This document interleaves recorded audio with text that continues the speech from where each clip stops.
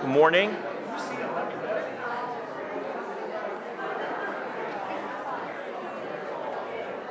It's wonderful to see you all this morning.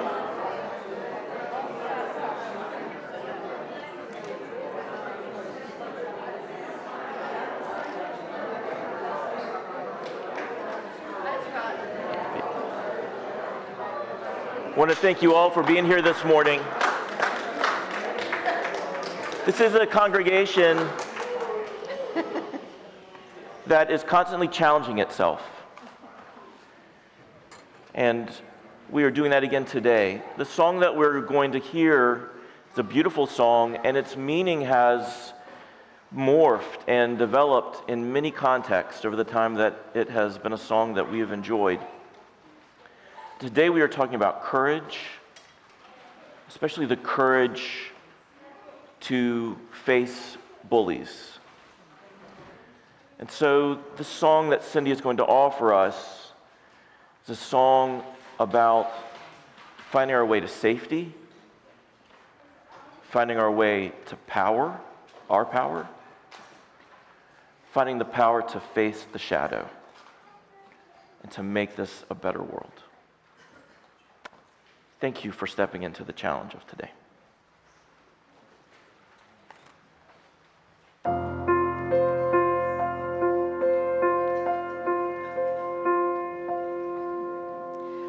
I have often dreamed of a far-off place where a great warm welcome will be waiting for me,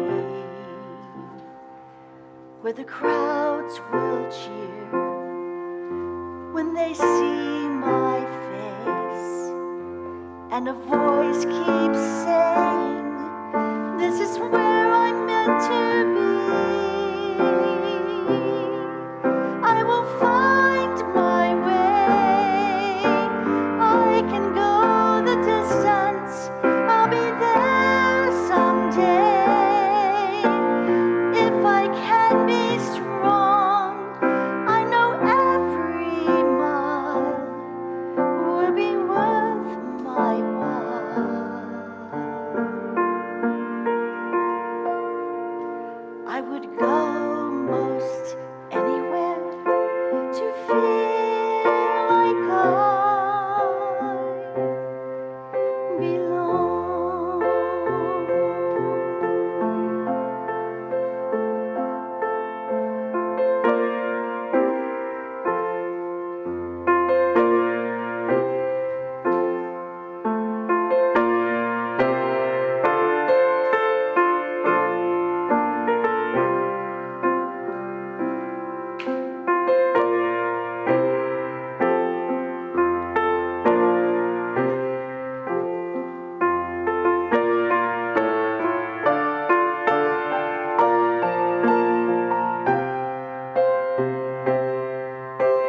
I am on my way. I can go the distance. I don't care how far. Somehow I'll be strong. I know every mile will be worth my while. I would go most anywhere to feel like I belong.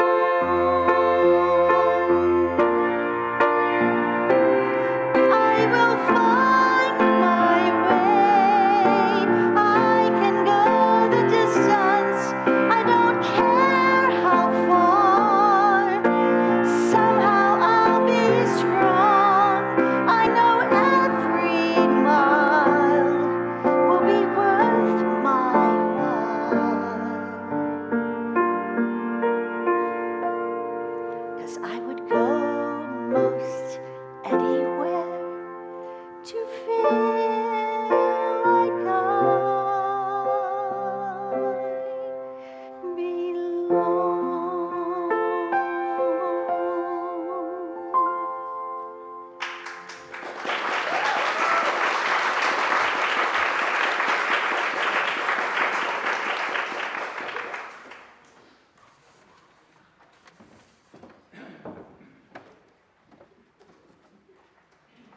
Cindy, you made this Millennials Morning. That is one of my favorite Disney songs. So that was amazing.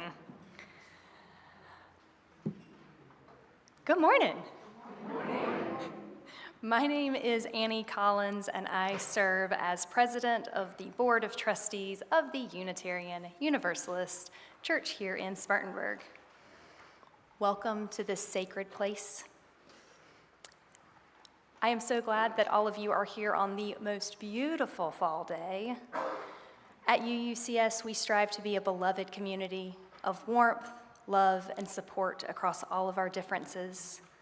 This is a welcoming congregation where everyone is welcome, just as we each are. If you are visiting with us this morning, we would love to meet you. Visitor cards may be found in the pocket of the back of the chair in front of you. Please feel free to fill one out and place it in the offering plate during service so that we can better connect with you. I say this every week that I'm up here, but there's a lot going on.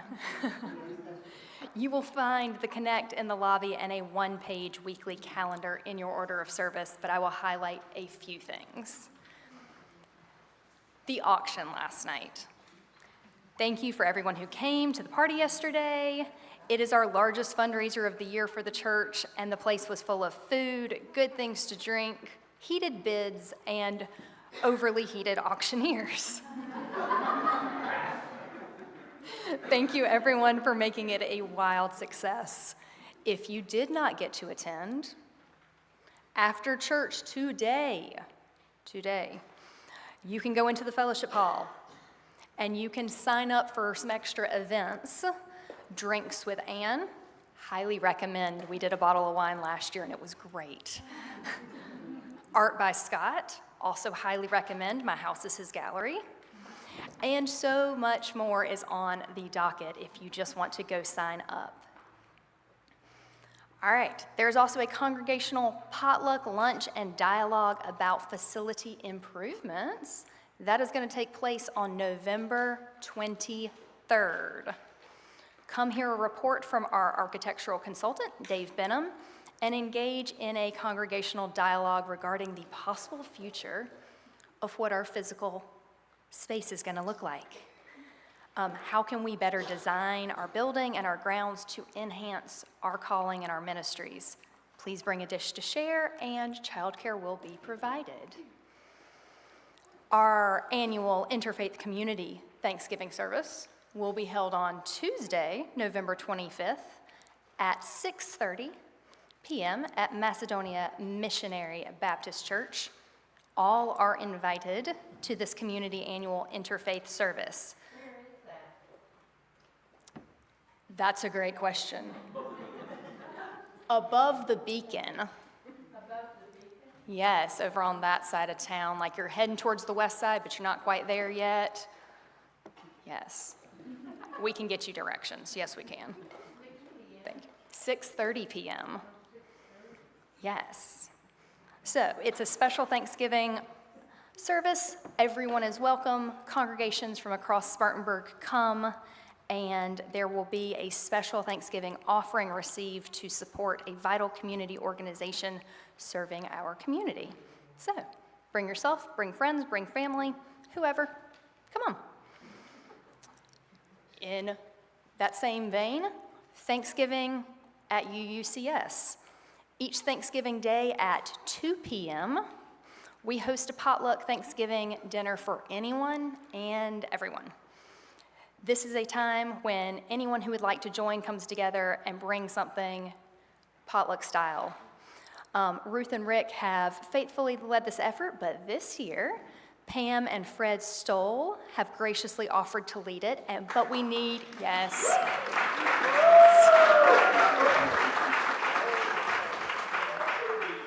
We've got a lot of awesome people here.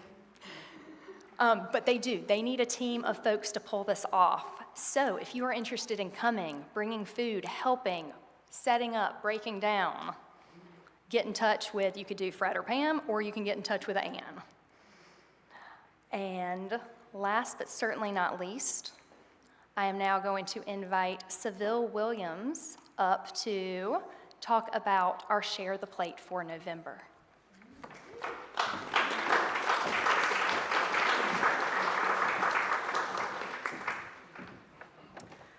Good morning, everyone. I'm a little nervous, so bear with me. Thank you so much. First, I do want to give thanks to Reverend Garner and Social Justice Council for the invitation to come speak to you and for their gracious hospitality over the last month and a half. You guys have been really awesome to me. So, as I prepare to talk a little bit about LifeWorks, which is a local nonprofit here based in Spartanburg, November's service theme is courage. And that word truly captures what we see and experience every day from our population. We see courage from the people we serve, which are low and moderate income individuals. So we see courage in the face of the mothers who are working 2 jobs, but they still can't make ends meet. They don't have transportation. We see courage every day in the gentleman who sleeps in his car outside of the fitness center, but he still goes to work every day, hoping for a better tomorrow. We see courage in the face of the families who are every day, they send their child to school, they go to work, and they come home, they may not have lights. It takes a lot of courage to ask for help. And we experience that every day when someone reaches out for assistance to help pay a light bill, a water bill, to help them find housing, or to put food on their table. At LifeWorks, we don't believe that poverty should be a life sentence. It's a temporary place. We walk alongside these neighbors, people who make up more than 40% of Spartanburg's working class. They're experiencing hardship. They're working hard, but they're still struggling to get by. Not only do we offer workshops on budgeting, credit repair, career growth, we do upskilling, but we also help when things get dire. We assist with things like essential food. They may need food for the day, the week. We assist with that. Finding shelter and transportation to work or a doctor's appointment. We're a small team of volunteers, but we're facing a huge challenge in Spartanburg County. And we've learned that when neighbors come together, we can make a real change in the community. That's why we're so honored to be your Share the Plate organization this month. And every dollar that you contribute to us goes right into this community to help a family in need. And we help them make that courageous step forward together. Thank you so much for welcoming us. Thank you for being so warm and gracious to us. If you'd like to learn more about LifeWorks, I will be here for a while in the back. Thank you so much.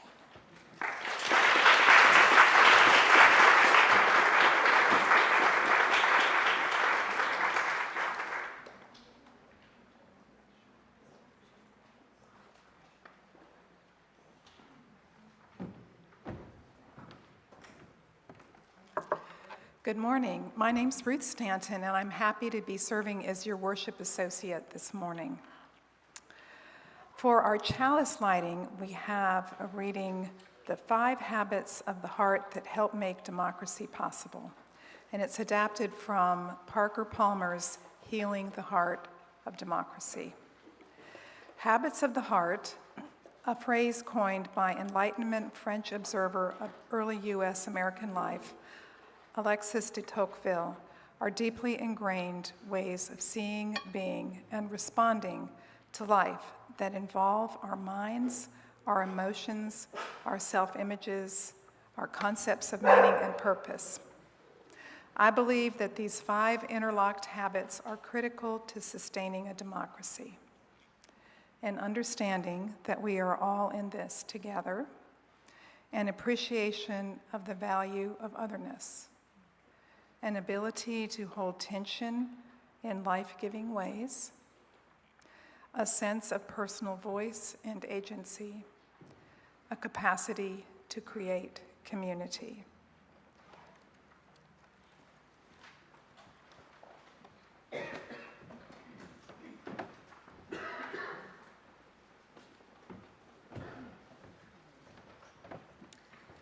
Please rise in body or in spirit for hymn number 213 in your gray hymnal, There's a Wideness in Your Mercy. There's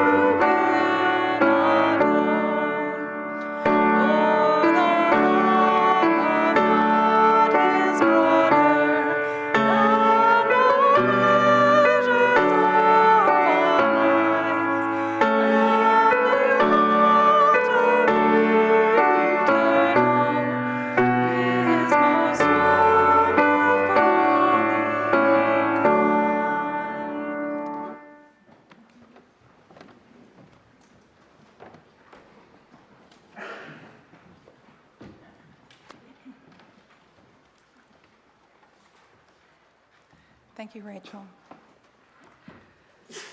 Our congregation has a tradition of the rippling bowl. I happen to love this a lot. In a minute, we're going to have the opportunity to come forward and place a shell or a stone in the rippling bowl to represent our milestones and joys, our sorrows and our concerns. The ripples and the energy that we create with the stones and shells reflects the connections we have with one another. When we share concerns, they are lessened, and joy shared are multiplied. I'm going to place a stone or a shell in our bowl for those participating virtually, and also to hold space for the joys and concerns of our community as a whole. You may now come forward.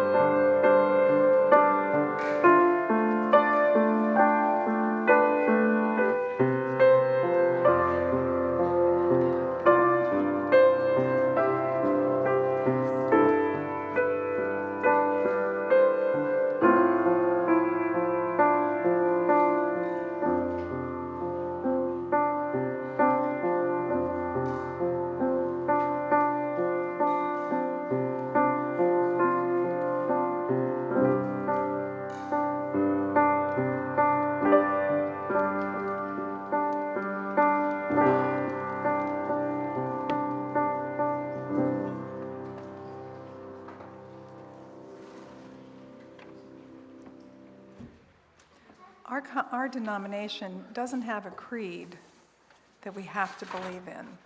This is fortunate for me personally, because I would have a hard time with that. But we don't just come together with no purpose. A number of years ago, we created a covenant to express how we hope to join together to make our world a better place. The words of the covenant can be found in the order of worship or under the live stream. We say them every week, not just as an exercise, but to encourage ourselves to continue to move towards our goals. Please join me in saying these words together. With courage, we say, we are people of faith and hope. Together we covenant to strive to become our better selves, to honor both the critical mind and the generous heart, to prove that diversity need not mean divisiveness, and to respond to systems of violence and oppression with the power of a love beyond belief. We are glad to be together, whether it's at the auction or here on Sunday mornings. And on Sunday mornings, we've set aside a special time to greet each other with our gladness.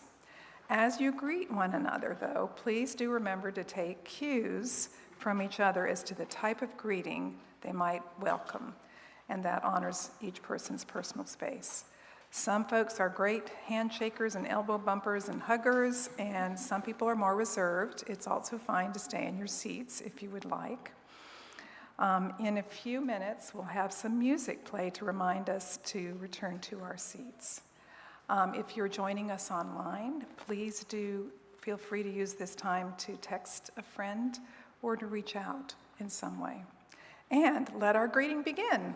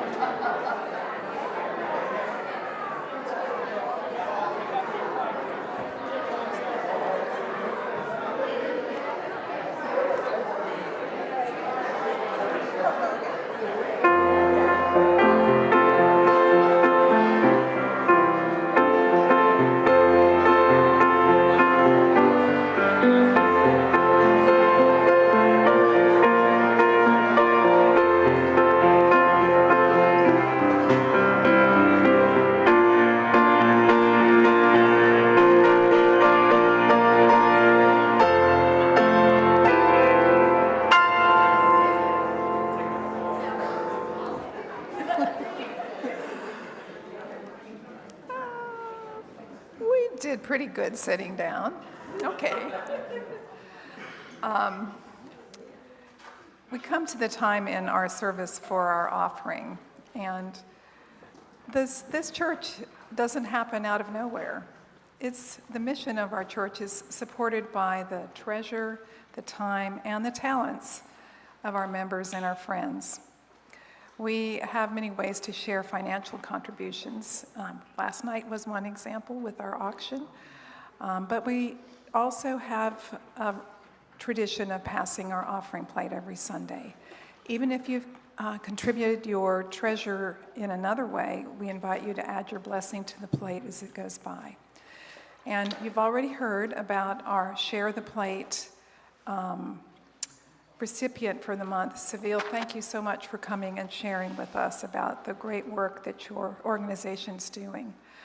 But just in case somebody's new, so that you can know that 1/2 of all the loose money in the plate and then all designated gifts are given to our Share the Plate designee. So thank you for being as generous as you were able this morning, and the offering will now be gratefully received.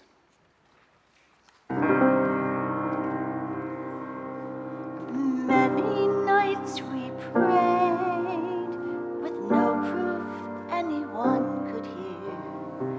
In our hearts a hopeful song we barely understood. Now we are not afraid, although we know there's much to fear. We were moving mountains long before we knew we could. There can be miracles when you believe. Though hope is frail, it's hard to kill. Who knows what miracles you can achieve when you believe? Somehow you will. You will when you believe.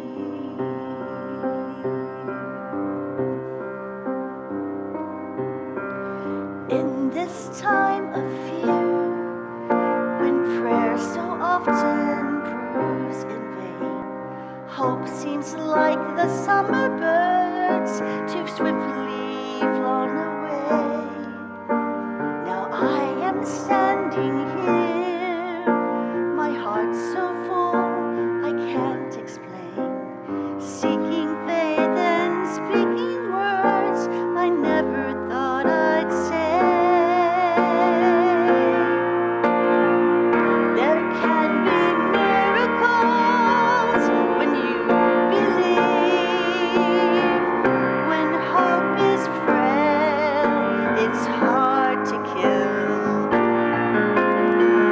Who knows what miracles you can achieve when you believe? Somehow you will. You will when you believe. Everybody. There can be miracles when you believe. When hope is frail, it's hard to kill. Who knows what miracles you can achieve when you believe? Somehow you will. You will when you believe. You will when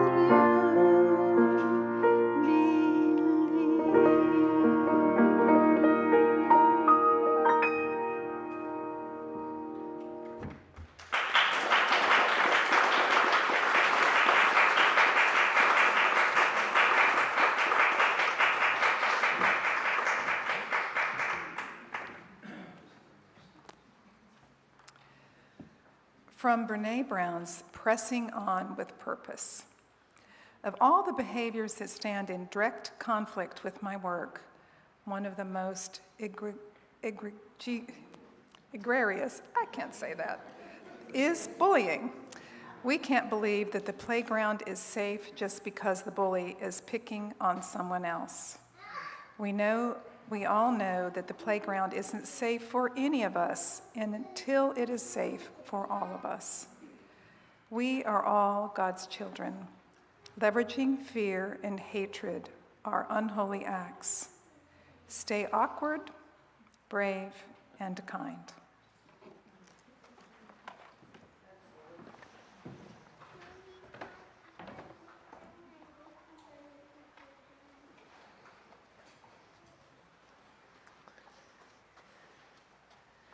Awkward, brave, and kind. That sounds like us. I want to thank you all for everything that you're doing and also for the things that are coming. I want to take a moment to try to lay some of that out so that you can engage with it. First, I want to thank everybody for everything that you did to make the auction such a success last night. Please give yourselves a round of applause.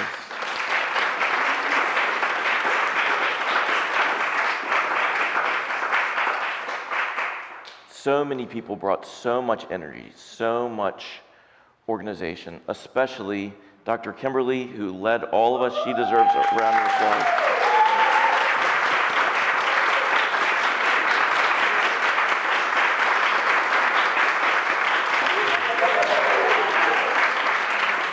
The whole stewardship team, all of their work led by Amanda Richardson.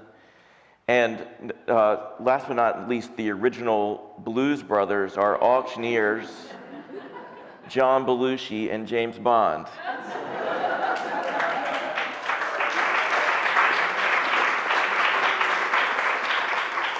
It was an outstanding night and so much fun. It is our biggest fundraiser.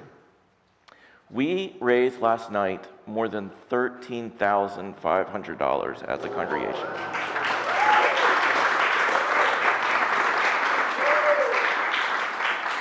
And we challenge ourselves. So our goal for the budget year for the auction is $16,000, about $2,500 to reach our goal. So after the service, if you want to sign up for events, for meals, for walks, for drinks, whatever drink is good for you will be good for, and for all kinds of things to just help us in our collective effort to fuel the ministry of this congregation, please do that. See Kimberly after the service in the fellowship hall, and she will sign you up. I want to urge you to come on November 23rd to the service here. For many years, this congregation has worked on discernment and dialogue, and for the last 3 years on developing a shared purpose. The purpose statement is written on the front of our bulletin. You can see it there. And designing objectives to help us drive towards that purpose. It's so much of what is going on in the life of our congregation all comes out of that collective work. The fact that we have done this work together with such diligence and thoroughness has allowed us to implement a very large scale of change without disrupting each other's lives over much. It is quite phenomenal to see how much we've been able to tolerate in terms of change in the congregation because of all of our work to stay connected with each other and to listen to each other, to talk with each other. And on November 23rd, we're going to do that again. We have an architectural consultant who has been working with us for many months now to think about our whole facility, the layout of our buildings, how our parking lot works, what we're doing with Wild Hall, how we circulate through this space, and also what we might want to do in the future. All the changes that have happened with our religious education program since the start of the summer and the shifts in how we do Sunday morning are all incorporated into that. All of the community groups that we welcome every week, more than 100 people moving to the facility every day, 6 of the 7 days of the week, all of that is part of what is being calculated. And we are going to share some preliminary findings in that meeting and then dialogue about it so that we can sharpen those findings afterwards. Your input is very, very important. No matter whether you're a member or a friend or a visitor to the congregation, no matter how long you've been a part of the life of the congregation, you're here, your body is in this space, you're part of all that we're doing in the ministry here. We want you to come. So please come on November 23rd. We'll have another one of our famous potlucks, a presentation, and a dialogue. and then to keep the challenge going. One of the findings in our Mission Vision Covenant process 2 years ago that we've been working with under the education rubric of Have Fun, Be Together was to challenge us on our claim to be a place that is open and welcoming to all, and particularly to claim the full spectrum of religious identity and spiritual paths to be a truly pluralist place. The UU movement is pluralist. We live in a context that is dominated by conservative Christian practice and ideology. And a lot of us have come here to be free of that. But there are also a lot of folks here who identify with the Christian tradition. And one of the findings out of that process was to find an expression of progressive Christianity, not a dominant conservative Christianity, but a progressive, affirming, welcoming Christianity that could fit within the full pluralist scope of our congregation, that would not be a threat to anyone here, but that would be affirming and supportive of many members of our congregation. And this is a challenge given the context in which we live. It's not an easy thing, and we want to be really careful with it. Well, we have been approached by a sister denomination, the UCC, United Church of Christ, which is a progressive congregation, progressive denomination. We have collaborated with them before as the denomination. The OWL curriculum that we've developed on human sexuality for all ages is something jointly developed by the UU and UCC. The regional UCC has asked if we might consider hosting a small gathering of UCC folks here about once a month to provide a space for progressive Christianity. And particularly in a time of rising Christian nationalism, showing this community and the world that there is another expression of Christian spirituality seems very important. So our guest speaker on November 30th is going to be a UCC pastor. And she's going to do a talkback session after the service, talk about what it might be like to host a once-a-month UCC service here for us to support a sister religious movement like that. It's not decided.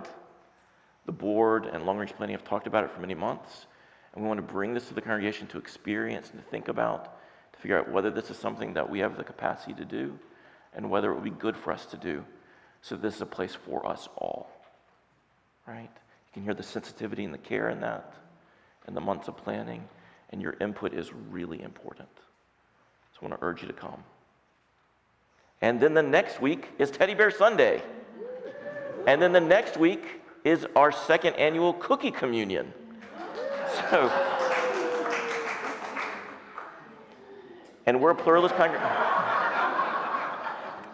C is for cookie. And we are a pluralist congregation, so all forms of cookies are welcome. Did you mention that you are speaking at the Humanist meeting this Wednesday? Yes. And the Humanist meeting is this Wednesday, and I'll be facilitating that conversation. The conversation is about wonder and awe, and we've invited folks to send in video clips or photos or accounts of those things in which you find wonder and awe. We have pictures of trees that are hundreds and hundreds of feet tall, and videos of bumblebees buzzing around flowers, and a lot else. So send in your submissions, and then come to the discussion at 7 o'clock this Wednesday about wonder and awe, where you find that in this universe. There's so much happening. I'm so grateful to you all. And I want to invite you to really engage, because your voice, whether a voice of consent or questioning or dissent, helps shape the future that we create together, so that this is a place of welcome for everybody. Please engage. And now, if there are any children in the congregation, I'd like to invite them to come down front. Anybody at all? Any kids in the congregation? If not, you will all be turned into children. Come and sit in a circle with me. I want to ask you some questions. I'm so glad that y'all are here. And some of you were here yesterday, The entire hall up here during the auction was buzzing with energy and pounding with feet. People running back and forth. I cannot believe that Miss Virginia is awake and moving today after the organized chaos of last night. It was so wonderful. We had 2 stories of auction madness going on. My mommy's a kid, that's why she is here. Let me ask you all a question. What does it mean to be brave? Yes. It means like you have to go by yourself. Say it again. It means that you have to go by yourself. You have to go by yourself to be brave? To be willing to stand up by yourself? Yeah, that does take courage. To be like, to be brave even when you're scared. Yes, even when you're scared. I think that's the brilliant twist that you found, right? Being brave doesn't mean that you're not afraid. It's about standing up and doing what you need to do, going and doing what you need to do, whether you're by yourself or with other people, even when you're scared, right? Having courage doesn't mean that we're not afraid, but it means that even through our fear, we do what we need to do, right? Let me ask you another question. Yeah. It means you're being brave, but I just forgot what I was going to say. But you're being brave, right? It's about really doing the thing. And that's exactly right. Not just an idea, but an action that we take. That's super smart. I forgot what I was going to say the rest of it. And you still said a great thing. So let me ask you another question. Let's say that I was being mean. Let's say I was being mean to you. And I was calling you names. And I was telling you what to do, pushing you around. Would I be doing the right thing? No, that's not the right thing, is it? That's not how we treat people. But let's say that I'm doing it. I'm being mean to you. I'm fussing at you. I'm telling you what to do. I'm calling you names. What should you do if I'm treating you that way? What can you do? Tell the teacher when you're at You can tell somebody.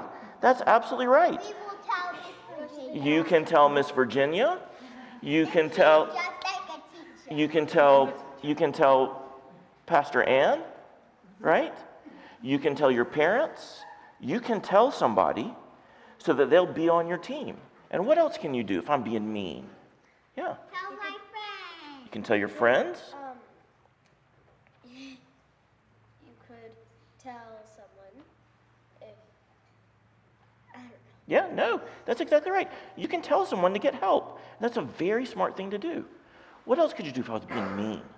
You could just go in the corner. You could get away from me. That's really good. Get clear of me. Anything else you can think of? Walk away. Walk away. Get away. Same as being in a corner. Go ahead. You can walk real away and just tell somebody. Yes, you can walk away. You can tell someone, and you know what else? You can tell me to stop. You can tell me to cut it out. Or Let's. you could just go to the car and just drive away. You can get away from me. I want you to practice telling somebody who's being mean to just stop. Or you Okay? could climb up Try this. Try this with me. Put your hand up, point it at me, and say, stop. Stop. Stop. Stop. Now, let's pretend that I was picking on just one person. I'll say I'm picking on Virginia. No. And I'm being mean to Virginia, and I'm calling her names. I'm not saying this to you, but I'm saying it to her. What could you do? Go tell a teacher. You could tell somebody. You could help Virginia that way. What else could you do? You can just get her away and just play with other friends. You can help her get away, and you can play with her. You can be her friend. That's really good. Anything else that you can do? You could tell the nearest adult. You can tell an adult. And we could go and run away and go climb up a tree. Yes, you can climb a tree. All kinds of things. You know what else you could do? You could also be right there with her. And if she told me to stop, and you told me to stop, that's not just one person telling me to stop. How many people is that? Two, or three, or four, or why don't you all practice together being a team and tell me to stop? Can you say it together? 1, 2, 3. Stop. Yeah. You tell somebody to stop. Now, one more question. What if you felt like being mean? What if you felt like calling people names or pushing people around? Should you do that? No. No. That's a bad break. Have you ever felt that way before? Kind of, maybe. Yeah, because you've seen other people do it, right? I don't even feel that way. And sometimes things aren't going the way you want. You get kind of fussy. Yeah, But what can you tell yourself if you feel that in yourself? You told me to stop. If you feel that in yourself, that you want to be mean to somebody, fuss at somebody, what can you tell yourself? Stop. You tell yourself to stop. Because we want to treat each other the way we want to be treated. And if I don't want to be fussed at, or people push me around, then I shouldn't treat other people that way. And if you don't want to be fussed at or pushed around, you don't need to treat people that way either. And that way we can get along. So if somebody is mean to you, you can tell them to stop. You can tell an adult, and you can get away. You came kind of believe there's a bag. And Climb up a tree. yeah, and if you see a friend like Virginia, somebody's picking on, you can help her. You can be on her team and be her friend. And if you ever feel that inside yourself, tell yourself to stop too, okay? Y'all are fantastic. You can go back to your seats. Thank you so much.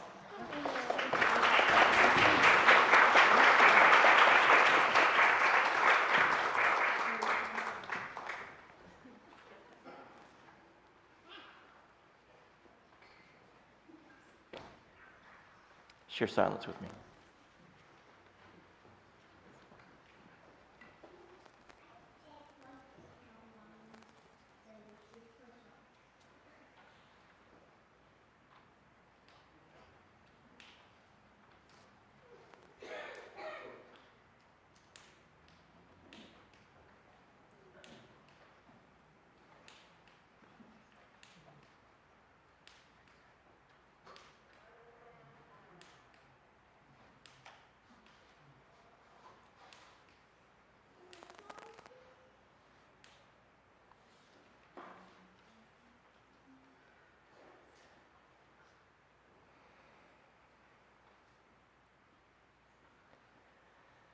Tell me, why are we so blind to see that the ones we hurt are you and me?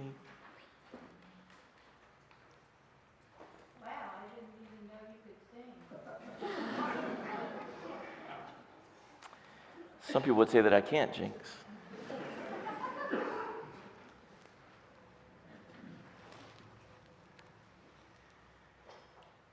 Say the covenant with me. If you don't know it, it's okay. It's there written in your bulletin. With courage we say, we are a people of faith and hope. Together we covenant to strive to become our better selves, to honor both the critical mind and the generous heart, to prove that diversity need not mean divisiveness, and to respond to systems of violence and oppression with the power of a love beyond belief. This congregation wrote that covenant many years ago, and when we entered into the most recent iteration of our mission, vision, covenant process, where we reevaluate all of our foundational statements of purpose and goal setting and our covenantal promises to each other, we reviewed this covenant. Did it express what we wanted it to say?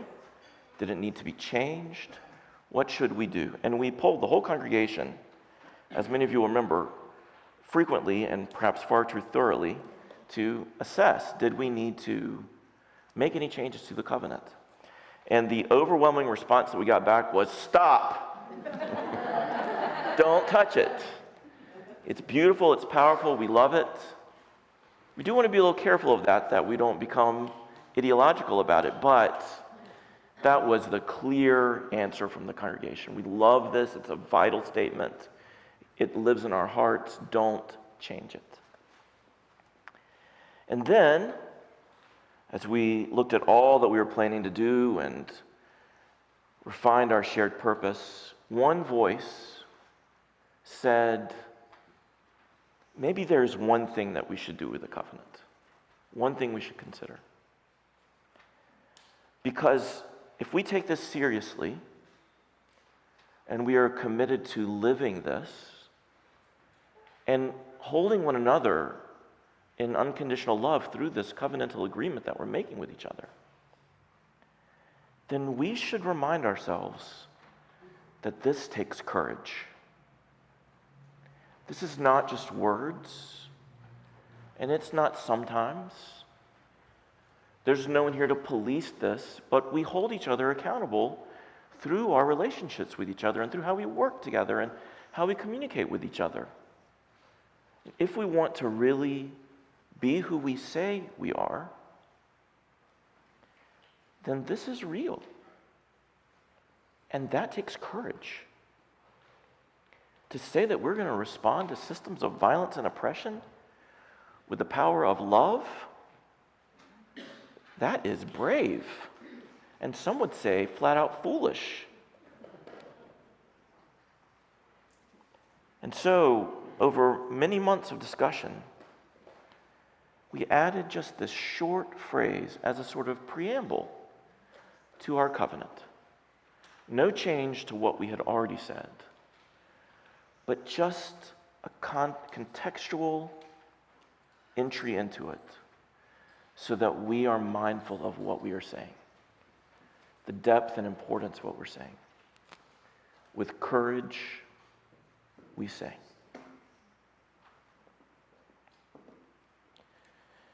Tell me, why are we so blind to see that the ones we hurt are you and me?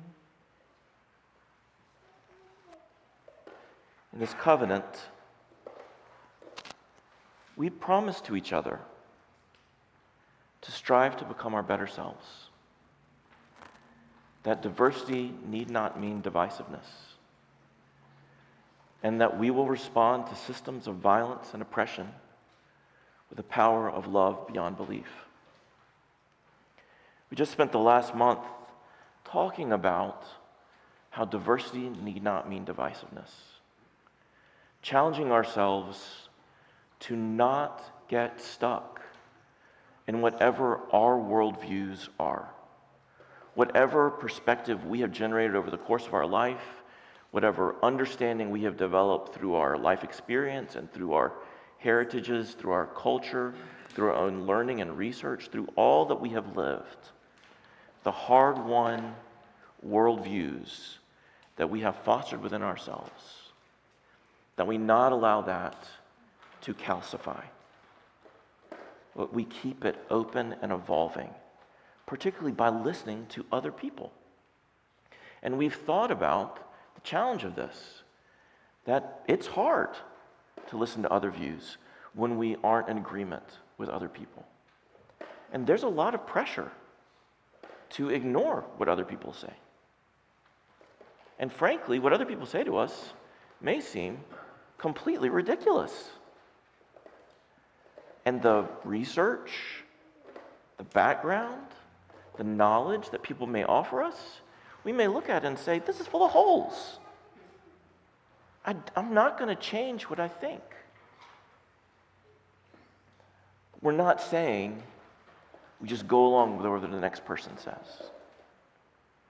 We're saying we need to be in a relationship with each other, to care enough about each other to listen to each other, to care enough about each other to listen to where the other person is coming from, even if we think it is ridiculous. Even if we know empirically that it is flawed. To remain flexible enough in our own views, in our own mind, that we don't shut ourselves off from other people, from our own growth, from our ability to work together.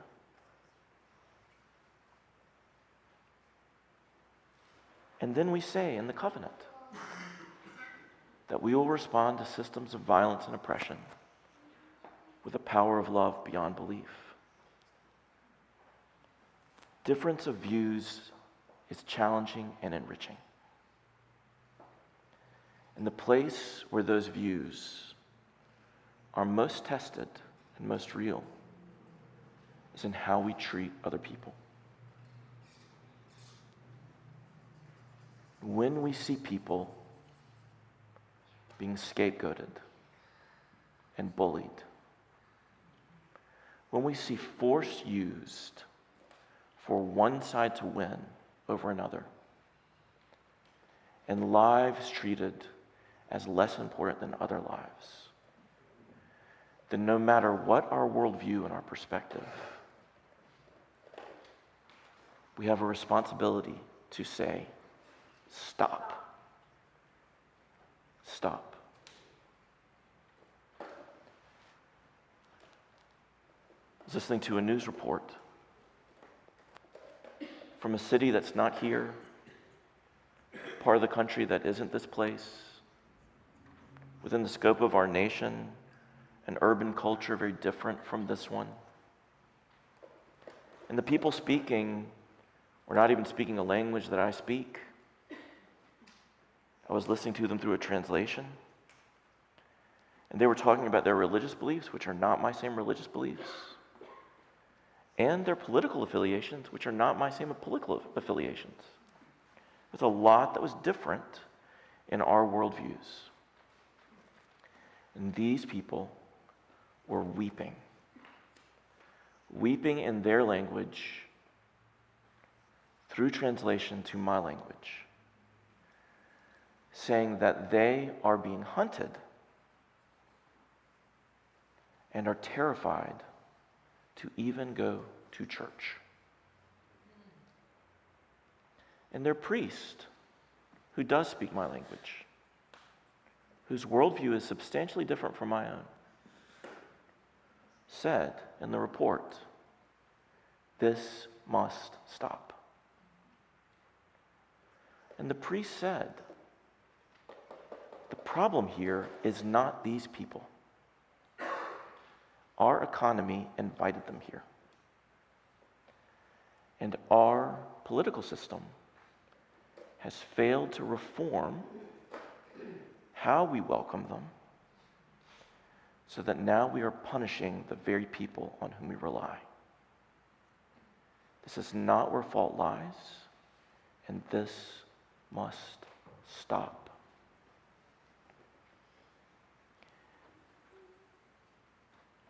Sometimes I come in for some criticism about being too political.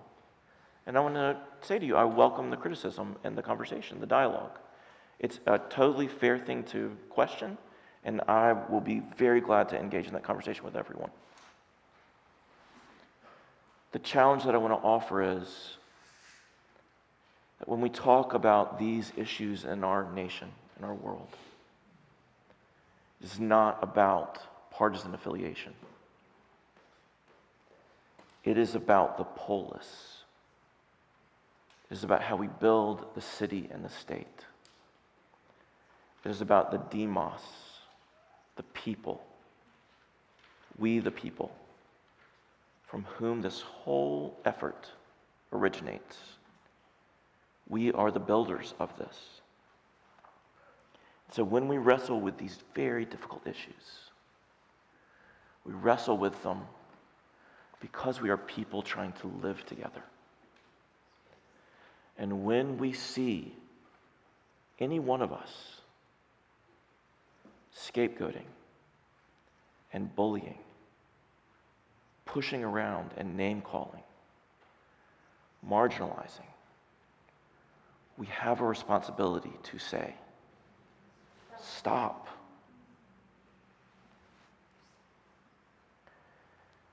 Tell me, why are we so blind to see that the ones we hurt are you and me?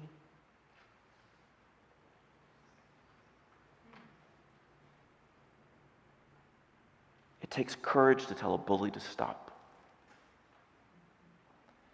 And it takes courage to know that when we have grown up in a culture of bullying, of land seizure and labor exploitation, of patriarchy and racism, when we have grown up in systems of dominance in which might makes right, we have all absorbed those behaviors. None of us are exempt from that. And we may strive to be our better selves.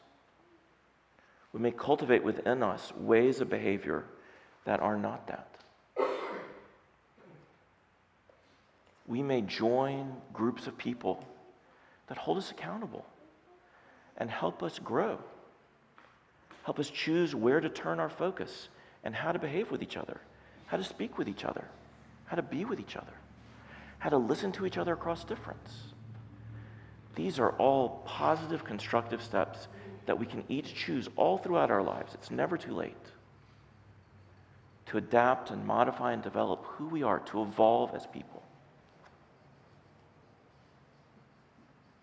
But if you have ever felt the urge to bless somebody out, to take whatever your position is and force an agenda, to coerce someone or manipulate them, if you have ever fallen into that shadow of might makes right, then you're just like the rest of us.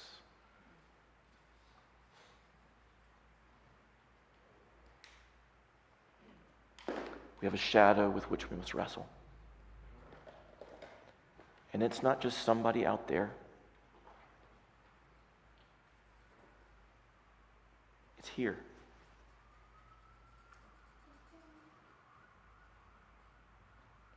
And when we are willing to work with people different than we are, to listen to perspectives that seem totally ridiculous, sources of information that we think are full of holes, but we value that person,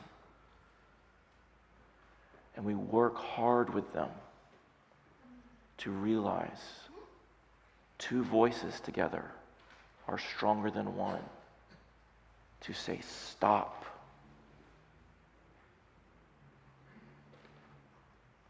The bully gets scared. These are times that require our courage. And there are many, many positive signs of people who do not agree beginning to realize we are stronger when we work together. Don't fall into the shadow. Choose friends. Because this stuff needs to stop.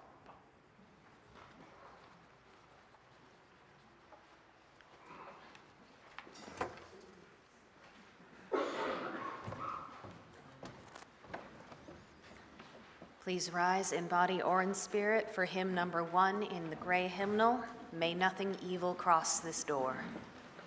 May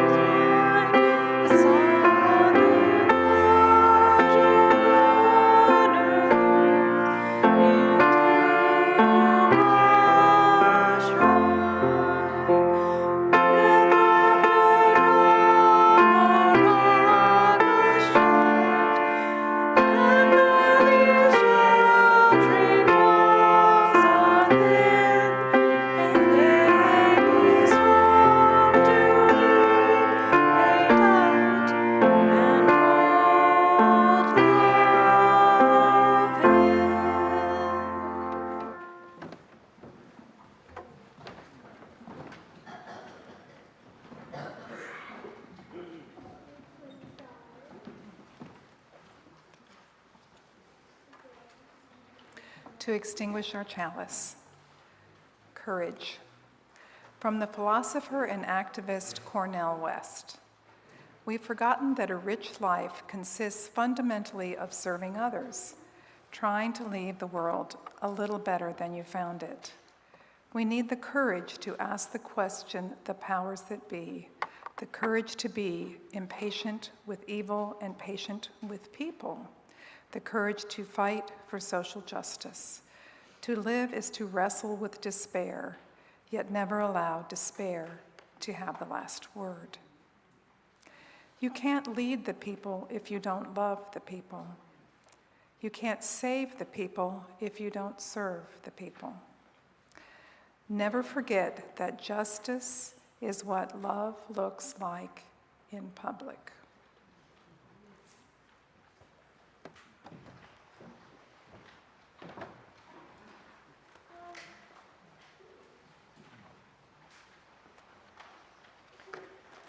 This is a place of challenge. I'm so proud of you.